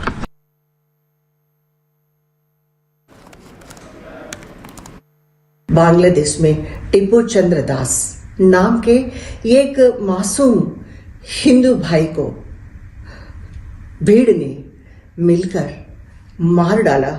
सिर्फ मारा ही नहीं, उसे पेड़ पर बांधकर और उसे आग लगा दिया। यह सरासर मां लिंचिंग है, सीधा सनातन धर्म पर और हिंदुत्व पर प्रहार है। हमारे मंदिर तोड़े जा रहे हैं, हमारी बहनों पर इज्जत पर खिलवाड़ कर रहे हैं, फिर भी हम चुप हैं। हम कब तक चुप रहेंगे? हम लोग सेक्युलरिज्म के नाम से अपने आंखें बंद करके चुप हैं। हम न्याय मांगते हैं। ये हिंसा बंद करना चाहिए। You know, as far as the violence goes in Bangladesh, we've seen the kind of persecution that's taken place of all minorities. Hindus, we've seen that happen to Christians. In fact, there was a bomb hurled on Christmas Eve right outside a church as well. Unfortunately, one life was lost in that too. All of which seems to be happening on Mohammad Yunus's watch. Before I get you in, Ashok Pandit, filmmaker and activist, also joining us. Thank you so much for speaking with us here on CNN News 18. You know, several people within the film fraternity, within Bollywood especially, now coming out and calling the kind of hypocrisy as to not speaking up for all those Hindu lives that have been lost in Bangladesh? You see, first of all, a lot of people who didn't have the guts to raise their voice, especially against the atrocities on Hindus. Now, I myself being a victim of genocide and ethnic cleansing in Kashmir, nobody spoke about our genocide. Now, coming to Bangladesh, I really applaud the guts and efforts of Janvi Kapoor, who took a lead and who spoke against it. And sadly speaking, all those people who normally talk about secularism, who talks about intolerance, they are all very silent on it. Major voices in the industry, whether it is Javed Akhtar or Shabana Azmi or whosoever who always, talks about, anarchy in this country. There is nobody listening to you. There are no human values. There are no human rights. This thing to the minority community. All those propagators of the minority community, so-called minority community, are silent on this. So this is a very big tragedy. So the lead which Janvi as an actress has taken has opened up the Pandora's box now. People have realized that it is a mistake, and all those voices, whether it's Dhruv Rathi or all those sitting in Germany, all those anti-national forces have started hounding her. But they forget that there's an entire country now who stands by such voices, who raise their voice against any atrocity or any crime. That entire image, that video of Deepu Das, if that video is not shaken up you, that means you're not human being. You don't believe in humanity. If you're silent, I think these people who are silent are much bigger criminals than those who did that act. But why do you feel that they are not taking a stance? Is that just because they feel like they don't want to be dragged into the politics of it all, or is because they don't want to take a stance on one particular issue and only when it comes to persecution of Hindus? No, it's hypocrisy, and it's an agenda under which they work. It's hypocrisy. They all work under a certain agenda. Otherwise, how can you be silent on such lynching and such mob lynching and such act of burning down a person? How can you remain silent? And if they're silent now, they should remain silent always. Whenever there is an act against any religion or any person for that matter, they should remain silent. Why are they silent now? Why are they not talking? All the top, actors and actresses and industry people, and apart from performers, there are so many writers, who have given signed letters to the Supreme Court give pardon terrorists. You have people who have signed documents, who have signed letters saying that this terrorist should be pardoned. And here there is an act of inhumanity, and you are silent on it.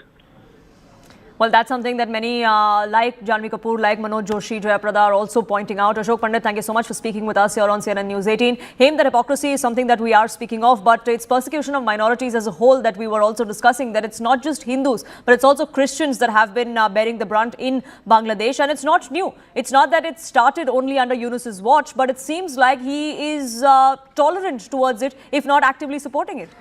Absolutely, Poonam. I perhaps believe one of the biggest logical fallacies that has come to the fore on this is also that anytime anyone speaks about something like this, people are quick to rush in and say, well, okay, these are isolated incidents. Now, what Janvi Kapoor has done, she started dialogue over an incident that has taken place that has really had a spillover effect across borders also.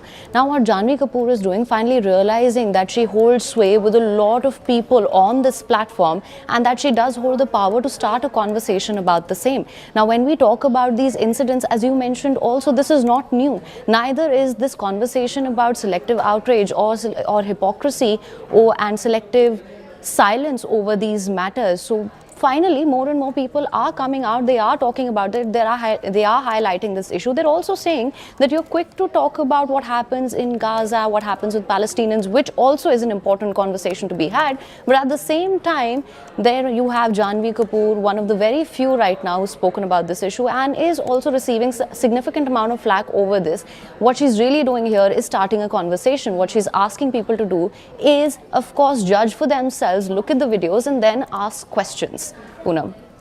And that's something that we need to talk about as well. But speaking of this hypocrisy that she's calling out, that actors like Manoj Joshi are also calling out, is a clear indication of choosing a side, and that's really problematic, because while you're speaking about Gaza and Palestine, as you should, why not speak about the other side just because it may be of another religion? That's something that is being pointed out as well, isn't it?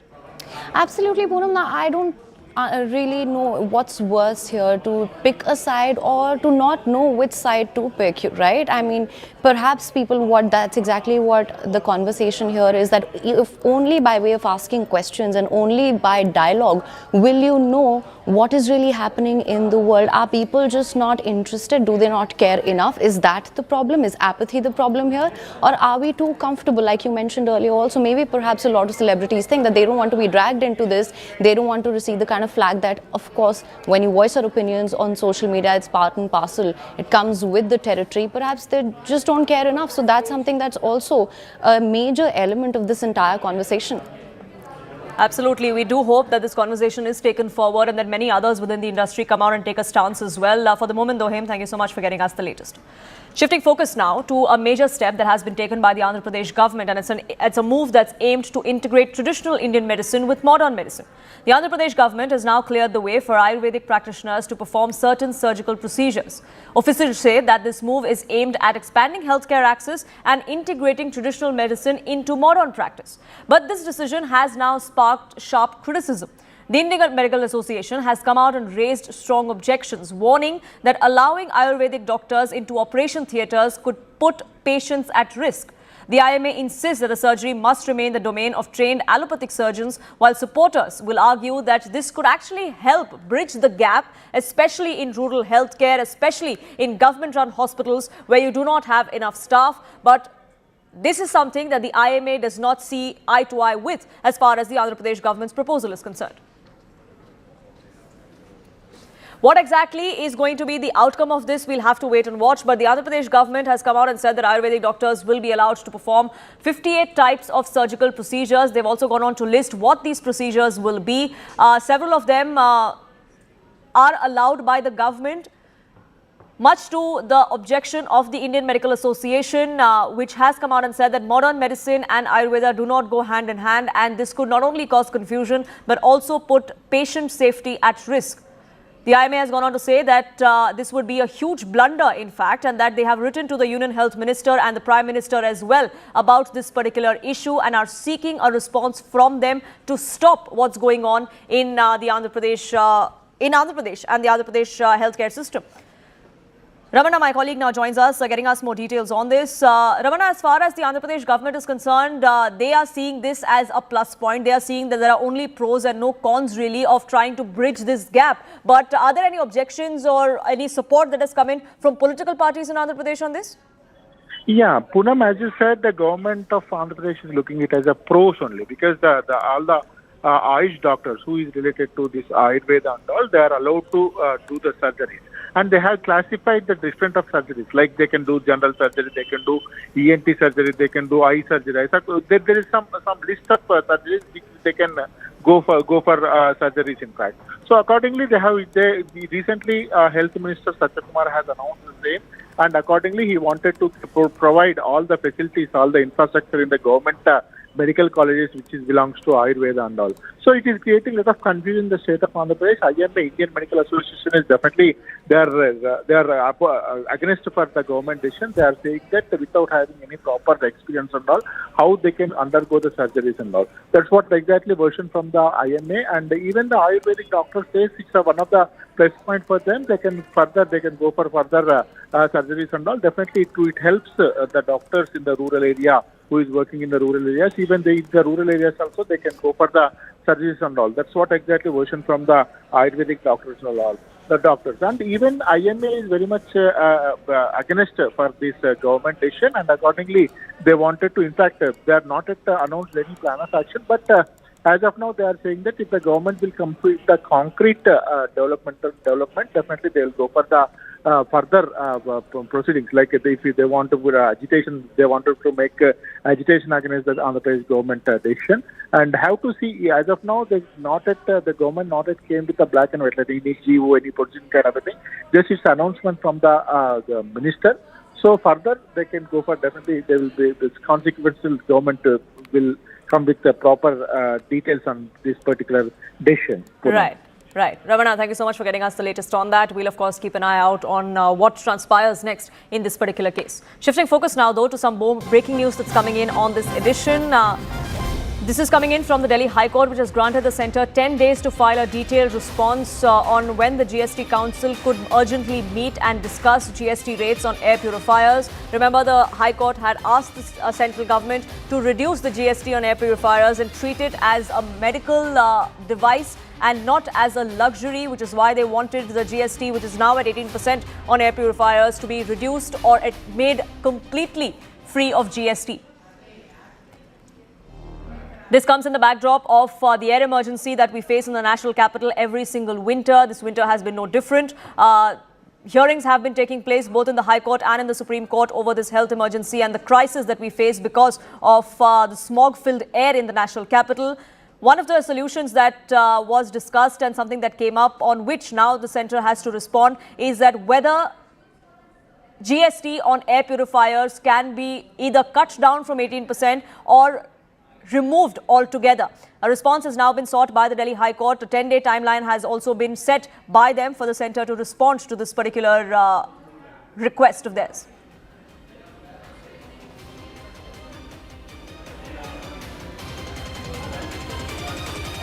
Remember, it's not just the Delhi High Court. The biggest trade body in the country, CTI, had also come out and yesterday said that there is a 5-fold increase in sales of air purifiers given the kind of situation that we face in the national capital, which is why the government must consider reducing GST on it.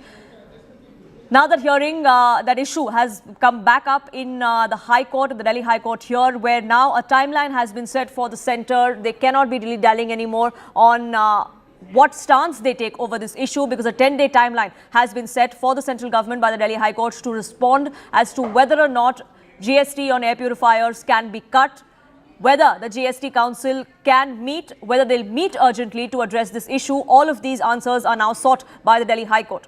Arunima, my colleague, now joins us, getting us more details. Arunima, there is pressure now on the government at least to meet, for the GST Council to meet, and some sort of resolution or some sort of answers to be sought on this particular issue? Yes, and Delhi High Court has granted the centre 10 days time to file a detailed response, including they need to reply to this as well, when the GST Council would meet urgently to discuss whether the GST rates on air purifiers could be reduced or not. Now, the government's contention, like we just apprised our viewers, was that this is not a matter which can be decided in isolation. There's a parliamentary committee that is in the picture. It has sent some recommendations to the government, so that has to be factored in as well. So whatever decision the government takes cannot be in isolation. However, given the situation in the national capital region, Delhi High Court and the judiciary overall is very concerned. They have actually said that you treat the air purifiers as medical devices and reduce GST accordingly. But since GST, like I just explained, is a matter beyond the purview of one particular ministry or one particular department, I think the government will find it difficult to tread this path, navigate this path that easily. Right, Arunima, thank you so much for getting us the latest on that front. Well, shifting focus to some news coming in from the world of entertainment. And what has 2025 looked like for entertainment? Well, we tried to get a few people from Bollywood for a roundtable series. Wordsmith Irshad Kamil and singers Niti Mohan, Javed Ali and Nakash Aziz sat down for a freewheeling chat with Vishal Chatkara. They spoke about what a fabulous year it has been at the movies for singers, for other stars within the Bollywood fraternity. These four musicians talking about their songs being played by brass bands at weddings and much more. Listen in to that candid chat. A brass band recently was playing Sayyara title track at a wedding. So I rang up few Shadi ke bands in Delhi and I asked them which are the songs they generally play at the wedding. So they told me the top one is Mere Yaar Ki Shadi Hai. Then Kajrare, then there was Pushpa Pushpa, Moja Hi Moja, Ishq Wala Love. You know, apart from these streaming numbers that we see are flashed sometime across the city, how important it is for you when your song is part of a Bharat playlist? Because do you feel that is the peak of a song's popularity? Because that's where the masses are actually dancing to your music. See, मुझे ऐसा लगता है विशाल, हम ना खुद ही अपने एक ना कैटेगरीज बनाते रहते हैं. जैसे एक टाइम पे हम खुद ही ये कह रहे थे कि जो ऑटो में बज गया गाना मतलब हिट हो गया. या अभी आपसे मैंने ये सुना कि जो बारात में या शादी में बज गया गाना हिट हो गया. एक गाना जब जाता है मासेस तक जाता है, वो बारात में भी जा सकता है, वो अकेले में भी आदमी गुनगुना सकता है, वो आदमी गाड़ी में भी बजा सकता है. Basically it's about the reach of the song. लेकिन ये है कि ये कोई क्राइटेरिया नहीं है. क्राइटेरिया ये है कि कितने लोगों की प्लेलिस्ट में वो गाना है. मेरे बचपन में मैं एक गाना बहुत सुनता था जो बैंड में प्ले होता था, और वो गाना था बप्पीदा का, और वो गाना था I am a disco dancer. वो पम पम पम पम. तो ये इतना कमाल जाता था उसके साथ में. वो गाना मैं कभी भूल नहीं सकता. मेरे को ना एक ट्यून है, That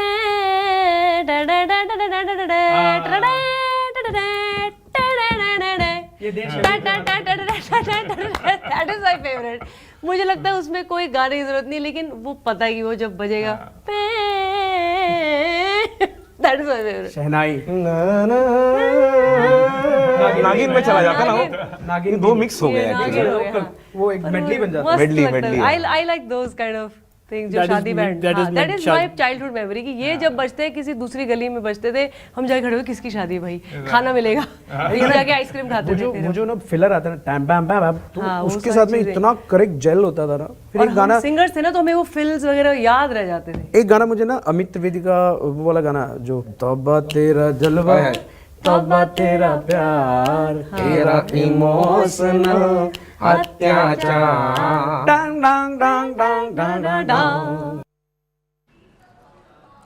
Well, let's get you a quick roundup of everything else that's made news here in the country, beginning with what happened in Hyderabad. Panic gripped the PV Narasimha Rao Expressway after several youths in a car burst firecrackers and fired rockets from the moving car, endangering other commuters. The act was caught on camera, the video went viral, and that has now led to the police arresting these youth for reckless behavior. A woman IT firm manager has alleged that she was gang raped in a moving car in Udaipur after a birthday party. She's accused her company's CEO, a woman executive, and her husband of the crime. Police have registered a case, detained the 3 accused in this case, and further action is expected to follow after medical reports and statements of the victim. A 44-year-old Indian origin man died of suspected cardiac arrest in Edmonton after waiting nearly 8 hours for treatment despite severe chest pain. The father of 3 had repeatedly told hospital staff that the pain was unbearable before his death, but the hospital claimed that he could be okay with medication.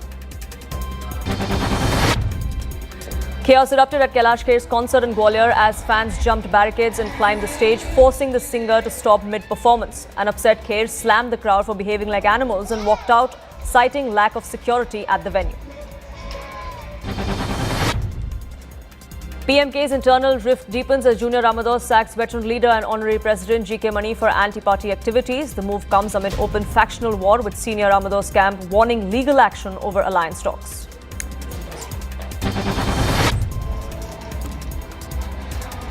Chaos broke out at Kailash Kher's concert there, like we just pointed out. Inadequate security on ground forced the singer to halt his performance midway.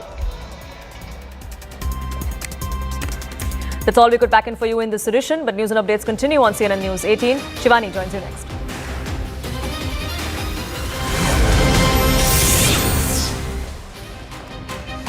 Thanks a lot for staying with us. I'm Shivani Gupta, and let's begin with a quick check of the headlines we're tracking this afternoon. No end to Islamist free run in Bangladesh. Yet another Hindu man lynched, even though he was accused of extortion, but he was beaten to death by a mob. Hasina blames Yunus government. Actor Janhvi Kapoor pens heartfelt angst as she calls upon her fraternity to raise voices for Hindus in Bangladesh. Says we cry about things happening halfway around the world, but not when it matters to our own brothers and sisters. Union Home Minister Amit Shah set to lead BJP charge in West Bengal with a 3-day strategy session, mega meetings lined up. Andhra government's move to allow Ayurvedic doctors to conduct surgeries irks the IMA. Medical body says line between modern medicine and Ayurveda will be blurred with this move. Shocking pictures capture brats bursting crackers, firing rockets from their moving car, posing a risk to commuters on Hyderabad Expressway.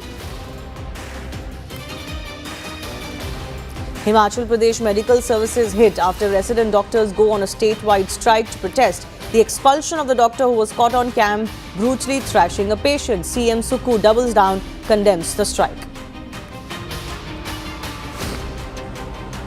Following nationwide outrage over wanton assault on minorities, cops start cracking down. VHP workers arrested in Assam for disrupting Christmas festivities, while 3 persons detained for harassing Kashmiri shawl seller in Uttarakhand.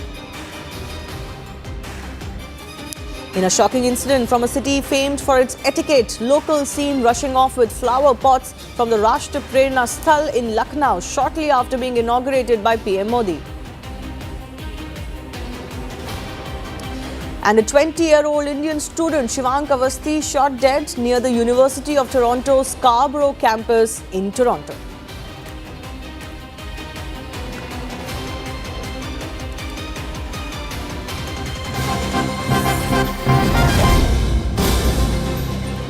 In a mega exclusive, CNN News 18 has accessed White House declassified documents where Russian President Putin, during talks with George W. Bush in 2001, expressed concerns over Pakistan and particularly its ability to have nuclear weapons. Russian President Vladimir Putin is quoted to be calling Pakistan a junta with nuclear weapons. The transcript has been released by the National Security Archives. The classified documents covered meetings and calls from 2001 to 2008. Now, here's why this 2001 warning matters even now, and this will be a reminder to the current administration in Pakistan that has once again reignited its policy of playing footsie with the regime in Pakistan. So remember, Putin warned Bush in 2001 that Pakistan is nothing but a junta with a nuclear weapon. US knew the risk even while backing Musharraf publicly in that era. Nuclear leakage fears were centered on Iran and North Korea but emanating from Pakistan. A.Q. Khan, who was the father of Pakistan's nuclear program, his network confirmed those fears in 2004.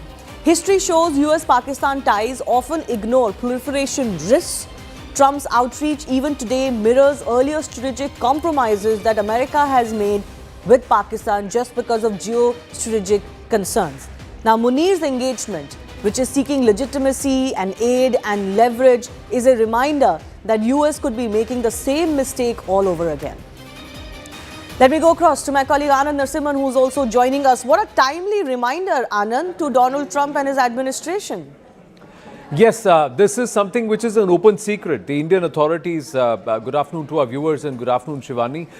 The Indian authorities have always maintained that Pakistan has always had, has been a rogue country. And perhaps President Putin, way back more than 2 decades ago, has perhaps put it right that it's nuclear weapons in the hands of a junta, which can sell it to the highest bidder. And they had concerns at that time that there were Pakistani uranium in Iranian centrifuges. So, and this is something which is now an open secret that A.Q. Khan, who was then dishonorably let go of by the Pakistani establishment when the heat became too intense, was openly selling to anybody and everybody who was ready to pay. And nuclear technology was being sold all across the rogue Islamic world and also to other rogue nations, which was going to create a huge issue all across the world. But Pakistan was being quite brazen about it. This is something which has been chronicled by multiple entities, authors in the past. Pakistanis have also made certain admissions to this effect. But this entire plausible deniability, now this is something which is a classic act of the Pakistani establishment. Do you think an A.Q. Khan could have operated without a President Musharraf not being in the know and the Pakistan military establishment not being in the know? So for them to just put him in the jail or throw him under the bus was the easy aspect. But the fact is that they did sell out this, and even today the only nation that keeps threatening nuclear war and keeps using the threat of the nuclear button is Pakistan. And that's the reason why nations around and the big powerful countries are always spooked, because we don't know who will go and press this button and who can have these controls. And that's the reason why the Americans always wanted to hold a sphere of influence with the Pakistani military and some control there, so that they can exercise some restriction over the pressing of the nuclear button.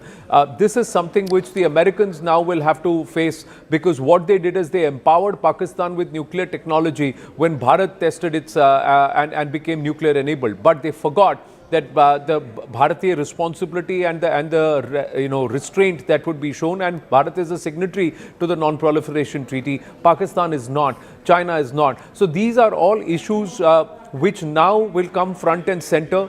The Trump administration, what it does it decide to defang Pakistan of nuclear capability altogether? We have to wait and watch, because right now we have already put it out here on CNN News 18 that Pakistan may be quasi-testing nuclear arms with the Chinese, and they may be in bed with the Iranians even now, and that's the reason why, despite sanctions, despite airstrikes, Iran continues to be on the path of